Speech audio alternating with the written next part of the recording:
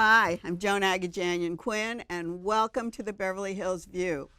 Our guest is British artist, filmmaker, photographer, Katerina Jebb, who studied drama at St. Anne's College, spent time in California looking for a creative outlet, possibly photography, then moved to Paris. Her work has been seen in galleries around the world and in museums like the Pompidou, the Louvre, the ICA in London, the Barbican, the Hayward, I can go on, and in New York, the Whitney and the Metropolitan. The fashion exhibition at the Met has a book that Katerina has worked on, and the exhibition is called Heavenly Bodies. So what did you do, Katerina, for that exhibit at the Met? I was commissioned to make 2 books for the Met. One book was for the Vatican, of the objects from the Vatican in history, clothing belonging to the Pope, tiaras, objects, and one book for the Metropolitan Costume Museum. So they're individual, Scans. separate books. 2 books in one white box. And are they for sale? Yeah. Oh, they are for sale. Yeah. So did you go to the Vatican? Yes, I spent a week there. And what kind of access did you have? Very privileged access.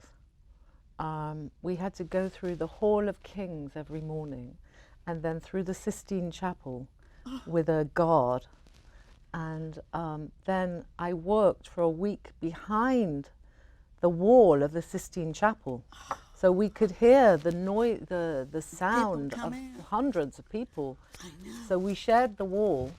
And where were those artifacts? behind the wall of the Sistine Chapel is housed thousands of works, thousands of objects. Boxes or drawers, or how do they keep them? Vitrine, glass cases, every kind of storage, conservational to house this centuries and centuries of artifacts. How did you choose what to use? No. Andrew Bolton, the curator, had visited many times. It's a show that has taken place after years. Andrew Bolton is at the Metropolitan. Yeah. And he's the curator of the Costume Institute. And he went to the Vatican and many times before to prepare. And decided what he wanted. And my job was to scan these objects. And how did you go about doing it? Okay, so the first object that I scanned was the most ambitious. I don't know how I started with that because it was the most difficult. And it was a glass case with a 4 meter, maybe 3 meter, very, very large cape, housed in a vitrine, a glass case with sliding glass doors. And it had taken 16 women 15 years to embroider the work. Oh, wow. So I had to climb a ladder and I had to scan it part by part, section by section for a day. And it was, what color was it? Pale ivory silk with the story of the Bible. Oh, you're kidding. Adam and Eve being thrown from the garden, you know, the and tales. That's in the book? Yeah, that folds out from the book. Oh, fantastic. But in real life, it's as big as the object because my scans are facsimiles of the object. And so in a book, it's reduced to a consumable. But it still opens up like that. Fantastic. It's an arch. And then, what did you see that you wanted to do and that wasn't in your list of things to do? Probably the Pope. Yeah. Did you meet him? No. But could you feel He's him? very humble, yeah. He's anti-capitalist, which is really interesting. I really very much like this. Well, from South America, right? And he was for all the mothers there and all the working class. He cleaned up the bank, the Vatican corruption in the bank. He really has a very strong moral fiber, which is so necessary today. Yeah, it's so he rejects any kind of sort of flashy artifice. So, will any of your photographs from the book be on display? Do No. they take them out? It's a portable exhibition, if you Your want. own portable exhibition. But I will show things later date, maybe. When you were in England, you studied drama. Did you want to act? I don't think so. I thought in a parallel universe, maybe. But I always was the one, I'd put mischief. I'd always be the one catalyzing, pushing people to do something they shouldn't be doing. I was more of a director. You were more in your classes? No, I was more of the person orchestrating the scenario. And so when I went to drama school, I'm not an exhibitionist. Even being here now, it's against my nature. I don't really want to be seen. I'm not interested in, I don't really ever want to explain myself. I'd like to be behind the camera. Yeah, I like to do my work. I don't really like to talk about it, but sometimes I think it's necessary to explain certain elements of what we do. And one of the reasons you're here on the Beverly Hills View is because when you came to California, you got a very interesting job. Tell us about the trip. Why did you come to California? My best girlfriend in London, one night we went out and she met the love of her life. She met her husband who lived in Hollywood on Olympic. And they fell in love. He went back to LA, we were in London, and he proposed marriage to her. And so she said, yes, I'll marry you and I'll come to live in LA on the condition that my best friend comes too. That was a great thing. So I was, kind of privy. I was roped into the whole thing. So I came to live in LA and I lived with them.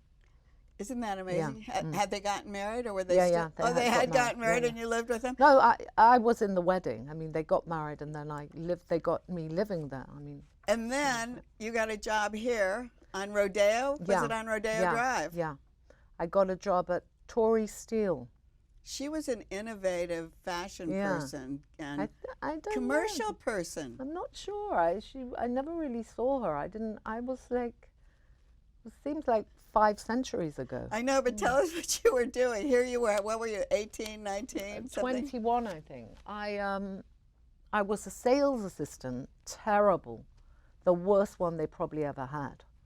I couldn't sell, I was too silly, I was just completely on my planet. And then someone from across the road, Caroline Mabubi.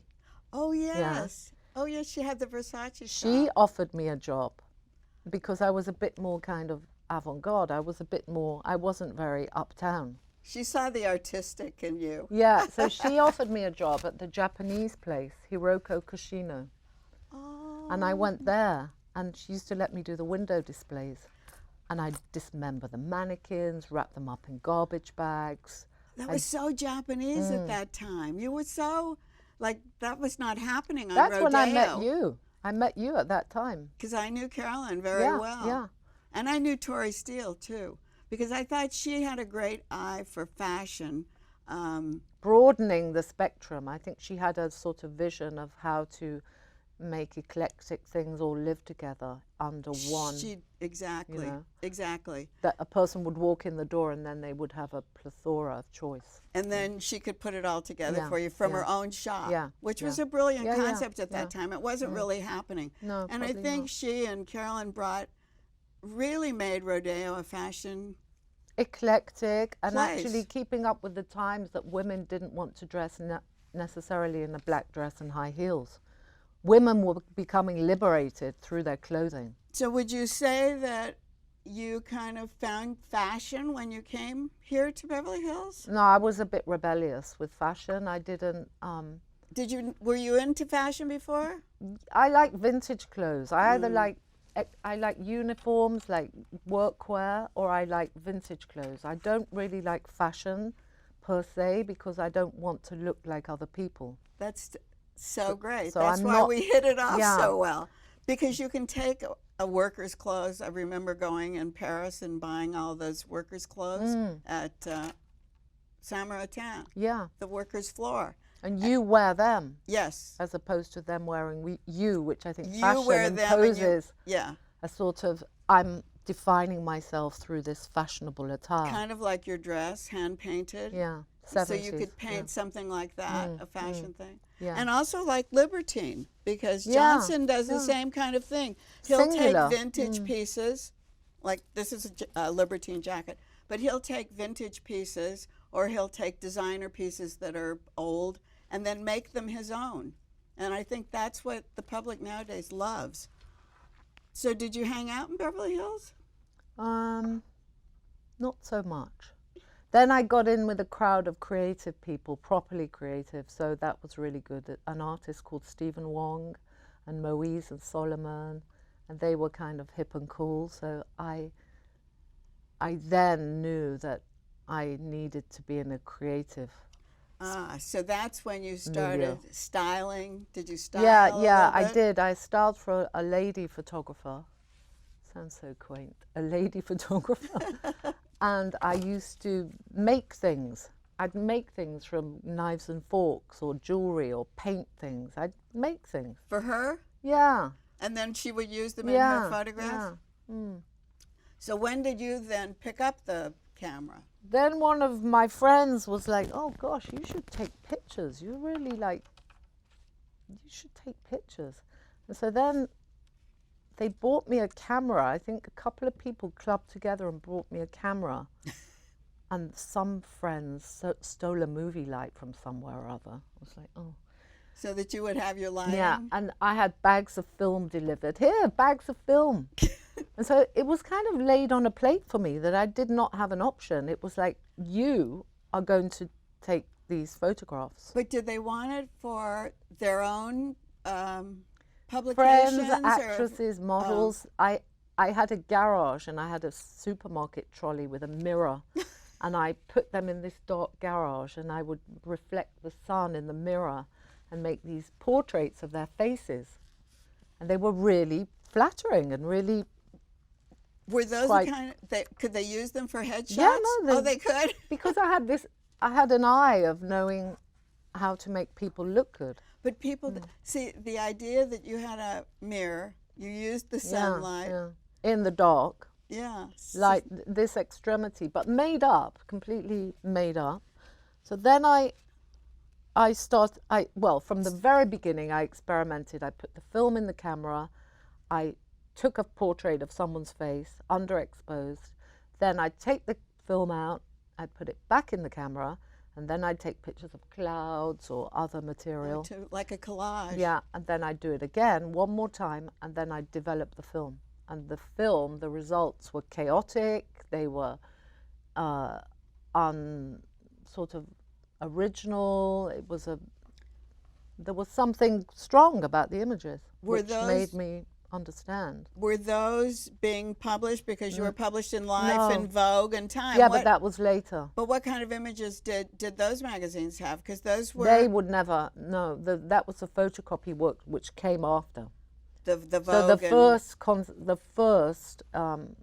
the sort of incubus or whatever, the first chapter was me creating inside the camera with this chaotic, studied chaos.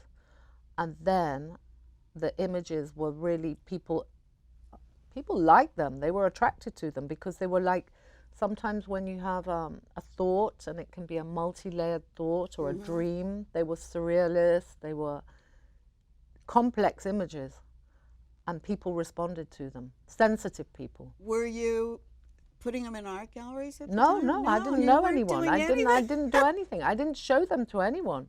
I put them in a box and I mounted them on pieces of wood, thin pieces of wood. And then I went to Paris. And when I went to Paris and I showed the work in Paris, I moved to Paris after that earthquake in 1984. And the Parisians really responded to that work and, you know, kind of opened the doors for me. Do you still have that work? It got lost. Oh, because wouldn't it be great to have an exhibition of that now? Yeah. I have the slides, but I don't. The actual work was lost in the night. But can you make copies for that? Yeah. The other person who was doing something like that was Stephen Arnold at the time. Yeah. He was doing multiple exposures, I guess, on one. But I didn't know Film. about any things like that. I And was you quite, didn't know. no, I was really innocent. I was on my little So when you planet. got to Paris, why did you move to Paris? So you moved from California to Paris, and where did you live there? In a tiny apartment about the same size as this table with a friend who was a cross-dresser. And how long did you stay in that situation? A few months. Were you photographing then? Yeah, I photographed him a lot. Jay Alexander, he's got a TV show. He was in a TV show called America's Next Top Model. Really? Yeah, hilarious. So he continued to model then? He taught models how to walk. Did he teach you how to live in that little tiny room? No, he'd try and make me dress properly and scrub up, polish up my act. And then you moved to a very, very shishi place. But that was then. So my career in Paris was blossoming. People were very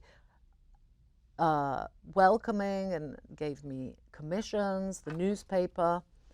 And then one day, I was living in a really beautiful apartment with a friend. And I was hit by a car at the age of 27, and my arm was broken and quite badly. My hand was paralyzed for a year, and so that changed your path. So then I couldn't work as in a traditional sense, holding a camera, which didn't really matter. I didn't really mind because but that's what you were doing. Yeah, but I hadn't planned to be, f-stops and exposures. It's not what interests me. What interests me is the subject, the emotional response. And what comes out of it. It could be, you could make something with a lawnmower. It's not, for me, it's never about the technique. When people talk about, I'm falling asleep, I never... It's really what you put on your rectangle of canvas, paper, whatever your medium. And how did you put it on there then? So I thought about it for a while and I tried to understand, so what's the message here? What am I going to do? How will I cross into the next period of my creative practice? And I came across a scanner, an A1 scanner, where it was a 7-minute exposure. And I started taking clothes and objects down to this lab. They let me use this scanner. And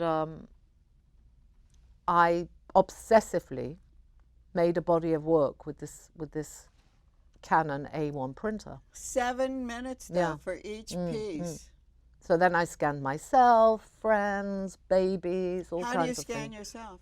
I'd climb on it and lie down. And how big was it, like this? 36 Bigger? by 24. And you'd climb on it? Yeah.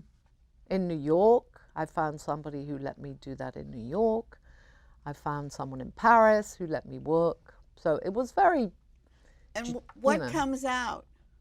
A print slowly exits, is taken over as the first minute it starts to edge its way out, and at the end of 7 minutes you have a floppy paper that's slightly wet.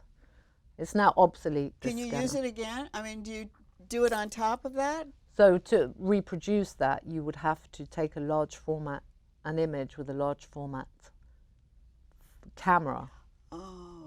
That was the original. And then do that, and then rescan it? Do you rescan it? You could, but then your generation is like going down. It doesn't matter, but if you want a concise, good file, you have to photograph it with a here you're traveling around with a camera in your hand.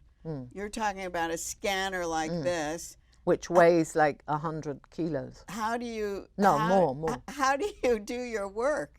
Well, with planning. With, a sort of discipline. I'll be there at this time. I'll work from midnight till 6 in the morning because obviously I can't do my work when the place is full of people photocopying their passport or their, you know. So you don't have your own household scanner. account. You're using a scan. You're using just regular commercial things to get your creative. And then they sponsored me. Then Canon sponsored me, and they gave me a year or even 2 years, I think. This is in 1990 something, that I would be able to work and scan, because they were expensive. They were like $50 for one. So they sponsored me, enabled me to make works that I couldn't have made otherwise. It was very. And then are those works in this book? Yeah, some of them, yeah. So those are in here. Yeah. We're going to come back and talk about the things that are in this book. We'll talk about more about your scanners. And so don't go away. We'll be right back to talk to Katerina Jebb.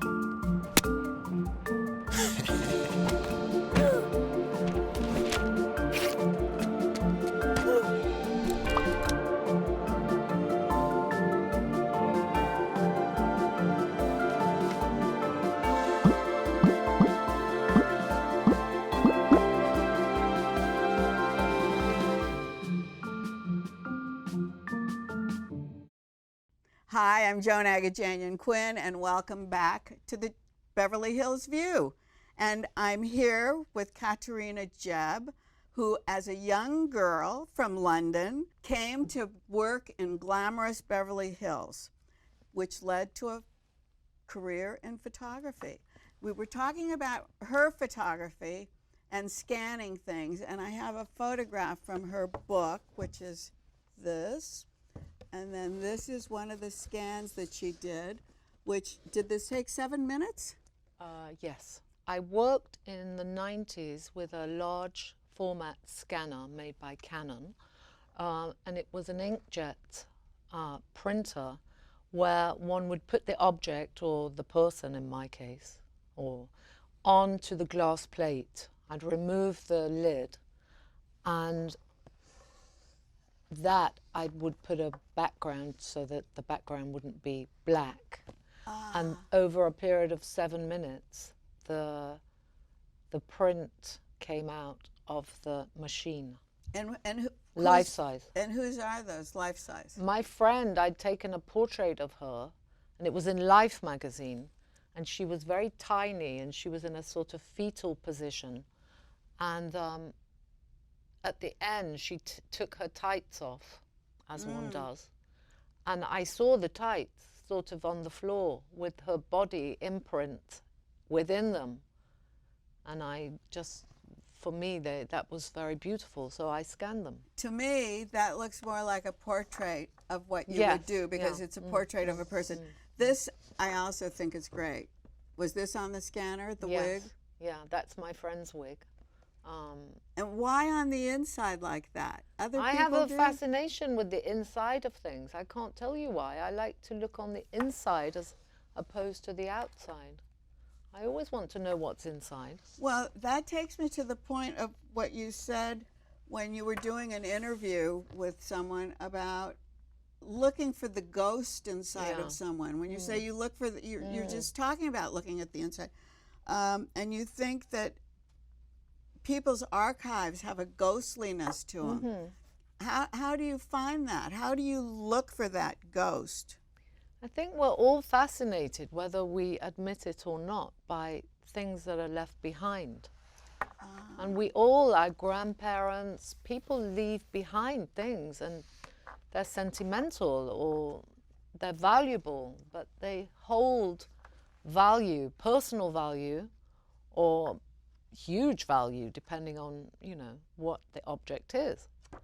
We can't deny it. It's something that's in our And then is it something that you relate to? Yeah.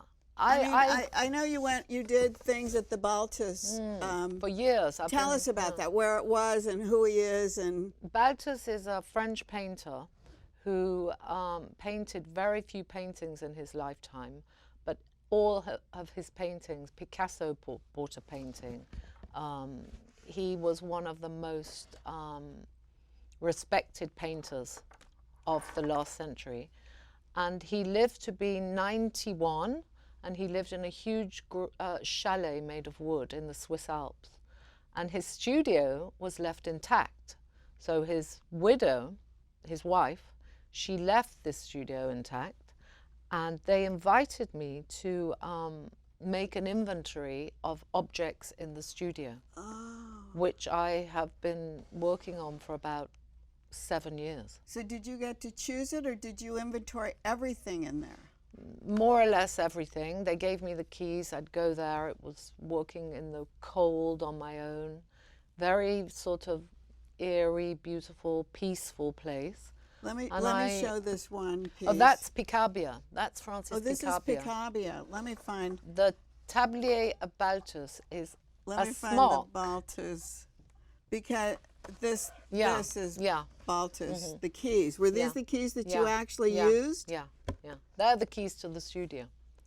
And so anything for me was up for study. I didn't say, oh, I feel that everything, every element in that space was open to interpretation. Did this go on a scanner? Yeah. The keys went on a scanner. Yeah. Okay, and there's one other thing that I thought was so fabulous. Yeah. Sometimes I put the scanner on the object, and sometimes I put the object on the scanner. And these are? They're tools. I have about 2,000 images. Oh, and then what are you going to do with them? There'll be a book. I'll publish a book with Dope Press, a French publisher who lives here, Dorothée Perret. She publishes artist books, and we'll make a book of my work next year. And how much of your work can they put in a book? Because there's so much from, you talked about thousands of images. About 100, I think, 120. One of the things that was so great, I think, was that a sack of pigment. Paint. Yeah. Pigment. Yeah. Was it just laying in a corner? What was it? There's one of the floor. It's a white powder there that's fallen on the floor. And that's the corner of the studio where a bag of pigment has just fallen on the floor 30 years ago. And look how beautiful it looks. It looks like a painting. It's a meter high. I made that work a meter high. So we showed the back scratcher of Picabia. Where did that come from? After the Baltus, I thought I should go into other artists' possessions, and I went to the Comité Picabia in Paris, and they had, the first thing I scanned there was a telegram from Marcel Duchamp to Francis Picabia. Oh, yeah. In 1953, Picabia died, and Marcel sent the telegram to Olga, the wife, and it said, "Dear Francis, I'll see you soon, Marcel. A bientôt." A bientôt. Yeah. You also do portraits of people. And this is a portrait of our friend, Michelle Lamy. And did you actually put the scanner on her too? Yeah, many times. So this portrait took? Well, I made her head to toe, so it probably took half a day of messing around. Where do you do it? I went to her house. I went to her house. So before you take a photograph, or before you do the scanning, do you do a drawing? No. Are you a painter? I used to paint before I was hit by the car. So you don't have any idea of what you're going to do when you go in? You don't have a storyboard? Never. I sometimes like thinking maybe I may do this, maybe that, but I don't. I like spontaneous creativity. I love. Are you a dressmaker? By hand, I can hand sew. You can do that. Yeah. But that's. I like taking clothes apart. And that's why you like to look on the inside of things. Yeah, I think. probably. Scrutinize, I'd say, might be a word we could use. So how do you see your work changing in the future? Lately, I'm in a very weird, like, place, a strange mental space where I'm making these works about newspaper cuttings from the 50s and 60s. Where do you find those? A box in the flea market that a lady had collected, probably for about 20 years. They're recipes in French. But on the in flip French, side, so you got it at the Marché aux Puces? I live in Paris, yeah. The flip side of the recipe, you have some very poignant, strong news headlines. So these news headlines on the other side will be juxtaposed with objects that have no seeming connection.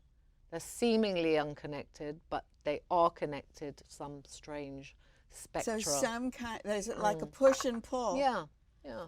But I like to be confused myself in making the work.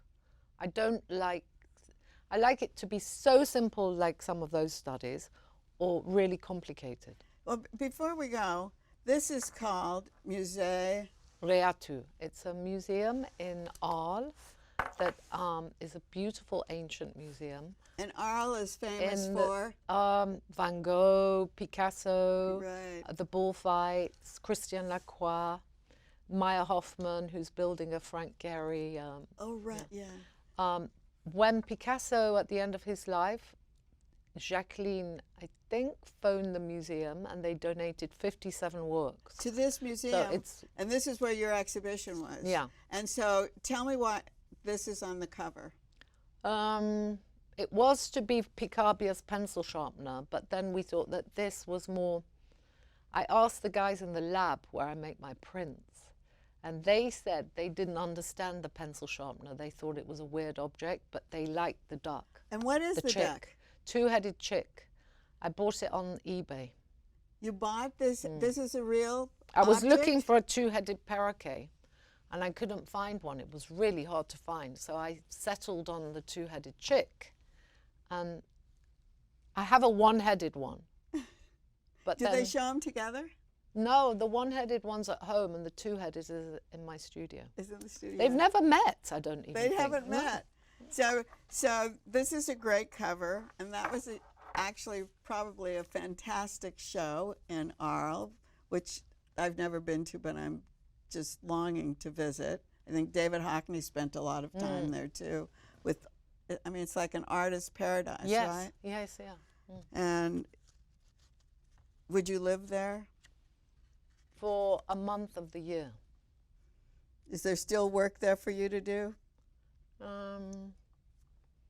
Maybe. There's a bird sanctuary that I'm interested in. I want to make this work about rare birds, bird skins. There are rare birds there, very interesting. I'm interested in that. I obviously like birds. Yeah, exactly. So, eggs, nests. Eggs. We have a photograph of eggs. Show the eggs, yeah. That's my favorite work ever. The eggs? Yeah. How did you do that? How did It's you a put broken the eggs object I found in the flea market. it was actually an object? I broke it on the way home. I was a bit devastated. There it is, the eggs. Yeah. But when I broke it, it broke in such a poetic way. Then I wasn't angry anymore at the object. I was like, wow, you broke in such a noble, visually beautiful way. What can I say? So I think we're going to leave with eggs because I love eggs. Pure potential, the symbolism. I love eggs, and I love that you were with us today. And we thank you for watching the Beverly Hills View, and we'll see you next time. Bye, Katerina Jebb.